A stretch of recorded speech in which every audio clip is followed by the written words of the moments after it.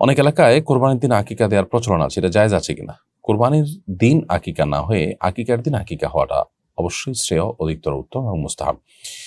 কারণ নবী করিম সাল্লাল্লাহু আলাইহি ওয়াসাল্লাম আকিকার ক্ষেত্রে যে সময়সীমা নির্ধারণ করে দিয়েছেন সেটা হলো যে সন্তান জন্মের ৭ম দিনে অথবা ১৪তম দিনে অথবা ২১তম দিনে, এই দিনগুলোতে করা মুস্তাহাব।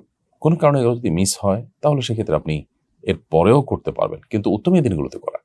এখন কোনো ভ্যালিড বা যৌক্তিক বা প্রয়োজনীয় কারণ ছাড়া আপনি আকিকার দিনগুলোকে যদি মিস করেন, করে আপনার ঈদের দিনের জন্য অপেক্ষা করেন, তাহলে সেটা অবশ্যই মুস্তাহাবের খেলাফ হবে।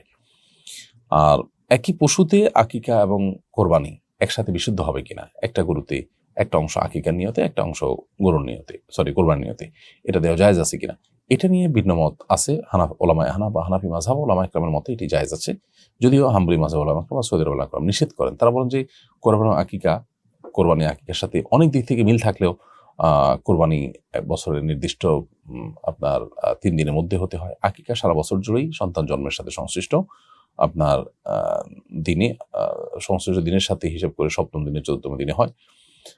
এর বাইরেও আরো নানাবিধ পার্থক্য আছে। আর ওলামায়ে আহনাফের বক্তব্য হলো যে আকিকা এবং কোরবানি বেসিক্যালি মূল প্যাটার্ন একই, অতএব একই গরুতে 2টা নিয়ত করাতে কোনো অসুবিধা নেই।